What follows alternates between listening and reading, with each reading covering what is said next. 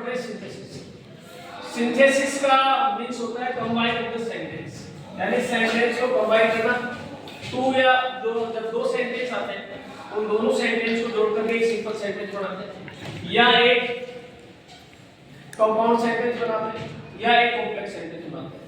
ठीक है, आपको इसे जब लास्ट में या फर्स्ट क्लास थी उसमें भी आपको मैंने बताया था, दोबारा से इसको शॉर्ट टर्म में आप इसको ठीक से समझ लीजिए।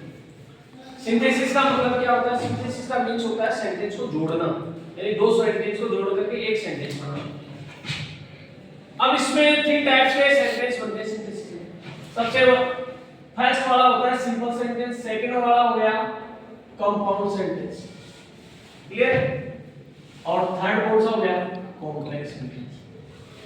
आपको इतना रिमेंबर रखना है, एग्जाम में डेफिनेशन आपसे नहीं पूछेंगे, कोई नहीं पूछता है, लेकिन आपको ये तो पता होना चाहिए ना कि सिंपल सेंटेंस होता क्या है। सिंपल सेंटेंस को हिंदी में क्या बोलते हैं? सरल वाक्य बोलते हैं।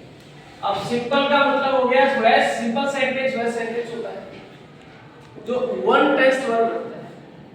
जिस सेंटेंस के अंदर एक ही टेंस वर्ब हो उसको क्या कहते हैं? Simple sentence.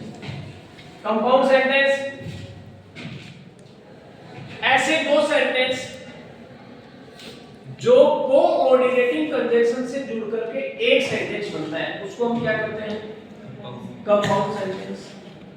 यानी दो सेंटेंस आपस में जब जुड़ रहे हैं तो दो को कंबाइन करने वाला वर्ड है ना, कंबाइन करने वाला वर्ड, वो कंबाइन वर्ड क्या होना चाहिए? कोऑर्डिनेटिंग कंजंक्शन होना चाहिए। तो कोऑर्डिनेटिंग कंजंक्शन से जुड़ करके जब दो सेंटेंस का एक सेंटेंस बनता है तो वह सेंटेंस कौन सा कहलाता है? कंपाउंड सेंटेंस कहलाता है। कॉम्प्लेक्स, थर्ड जो कॉम्प्लेक्स सेंटेंस है, ये कॉम्प्लेक्स सेंटेंस सब ऑर्डिनेटिंग कंजंक्शन से कंबाइन होता है। क्लियर है ना? सीधी सी बात याद रखनी है। Simple sentence one test verb, ऐसा सेंटेंस जिसमें वन टेस्ट वर्ब होगी सिंपल सेंटेंस कहलाता है।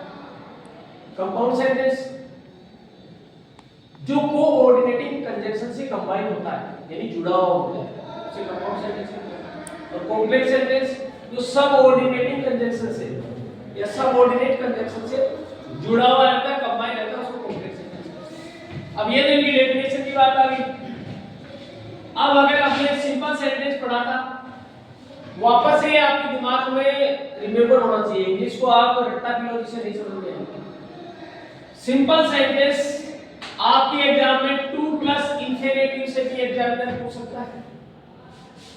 आपके सिलेबस में प्रेजेंट पार्टिसिपेंट्स का यूज करके हम सिंपल सेंटेंस कैसे बनाते हैं, इससे भी क्वेश्चन आता है। पास्ट पार्टिसिपेंट्स का यूज करके सिंपल सेंटेंस कैसे बनता है, ये भी आपके सिलेबस में। परफेक्ट पार्टिसिपेंट से हम सिंपल सेंटेंस कैसे बनाते हैं, ये भी हमें आपके सिलेबस में और हमें सीखना भी है। नाउन फ्रेज अपोजिशन, और एक होता है नाउन फ्रेज अपोजिशन का यूज करके सिंपल सेंटेंस बनाना। नेक्स्ट होता है नॉमिनेटिव एब्सोल्यूट, नॉमिनेटिव एब्सोल्यूट का यूज करके सिंपल सेंटेंस बनाना। और एक आता है आपके टू का use, by using to,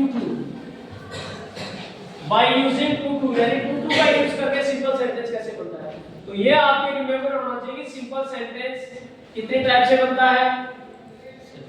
number 1 2 plus infinitive का यूज करके बनाते हैं।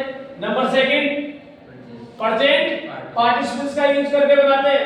नंबर 3 पास्ट पार्टिसिपेंट्स का यूज करके बनाते हैं। नंबर 4 परफेक्ट पार्टिसिपेंट्स का यूज करके बनाते हैं।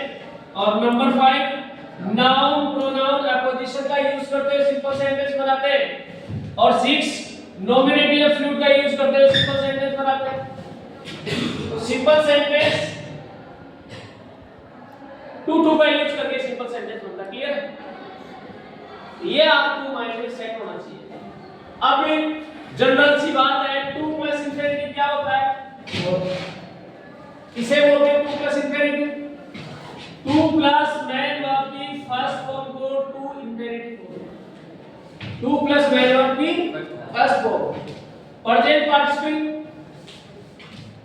पार्टिसिपल किसे कहते हैं? मैन वर्ब की first form plus ING. Main verb की first form plus ING present participles कहलाता है। इसमें मैन वर्ब की फर्स्ट फॉर्म में आईएनजी लगता है, इसमें वर्ब के साथ टू ऐड होता है। पास्ट पार्टिसिपल्स में क्या होता है? पास्ट पार्टिसिपल्स में मैन वर्ब की थर्ड फॉर्म का यूज होता है only. Perfect participles having plus main verb की third form, having plus main verb की थर्ड फॉर्म को क्या बोलते हैं? परफेक्ट पार्टिसिपल्स बोलते हैं। आपको पहले भी बताया था। अगर एग्जाम में डायरेक्ट प्रेजेंट पार्टिसिपल्स का नाम ना दे करके अगर ये पूछ लिया जाए ओनली पार्टिसिपल्स से आपको सेंटेंस बनाना है, तो फिर आपको सेंटेंस को समझना होगा कि इस सेंटेंस में प्रेजेंट पार्टिसिपल्स का यूज करके बनाएंगे, पास्ट का करेंगे, फ्यूचर का करके बनाएंगे। इसके सारे सेंटेंस कंप्लीट आपको समझा दिए, बता दिए। प्रिपेयर को कंफ्यूजन हो तो पूछ लेना, बाकी एक्सरसाइज आपको करनी है। कल आपको कंपाउंड सेंटेंस भी बता दिए थे और लास्ट में सबऑर्डिनेट कंजंक्शन बता दिए। अब ये सबऑर्डिनेट कंजंक्शन है, ये कोऑर्डिनेटिंग कंजंक्शन है। कोऑर्डिनेट कंजंक्शन 4 टाइप्स के होते हैं। नंबर 1 जिसको ग्रामर की लैंग्वेज में कहते हैं copulative conjunction. Number 2 adversative conjunction. Number 3 alternative conjunction और नंबर 4 रिलेटिव कंजंक्शन। तो इनको हम सबऑर्डिनेट कंजंक्शन कहते हैं, ठीक है, क्योंकि ये 4 टाइप्स के होते हैं सबऑर्डिनेट कंजंक्शन। कोऑर्डिनेटिव कंजंक्शन से जब कॉम्प्लेक्स सबऑर्डिनेट कंजंक्शन से जब कॉम्प्लेक्स सेंटेंस बनता है तो सबसे पहले नाउन क्लोज, इससे भी मैंने आपको बता दिया। नाउन क्लोज यानी जो नाउन के बारे में बताया। एक सेंटेंस बनता है एडजेक्टिव। एडजेक्टिव क्लोज में, नाउन क्लोज में जो सेंटेंस है जनरली दैट और डबल एच वर्ड इनसे जुड़कर के एक सेंटेंस बनाता है। एडजेक्टिव जो क्लोज होते हैं उनके अंदर जो हमारे एडजेक्टिव आते हैं ना, रिलेटिव प्रोनाउन, इसमें रिलेटिव प्रोनाउन का यूज होता है।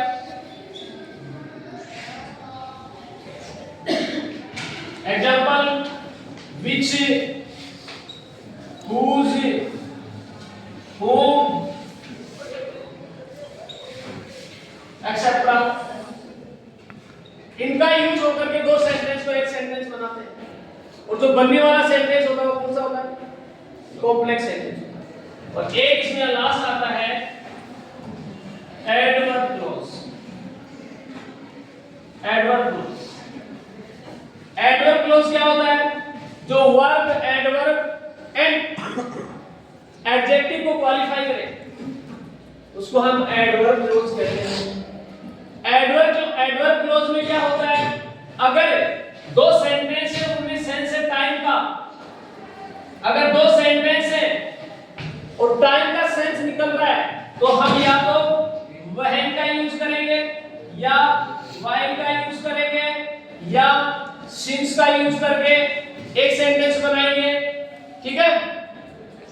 एगो का यूज करके बनाएंगे, आफ्टर का यूज करके कॉम्प्लेक्स सेंटेंस बनाएंगे या बिफोर का यूज करके कॉम्प्लेक्स सेंटेंस बनाएंगे। अगर कंट्रास्ट है, दो सेंटेंस के बीच में कंट्रास्ट है, विरोधाभास है, तो हम बिकॉज कंबाइंड वर्ड को लगा करके दो सेंटेंस का एक सेंटेंस बनाएंगे और बनने वाला सेंटेंस कॉम्प्लेक्स,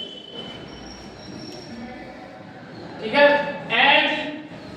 एज का यूज करके भी हम एडवर्ब क्लॉज के द्वारा कॉम्प्लेक्स सेंटेंस बना सकते हैं।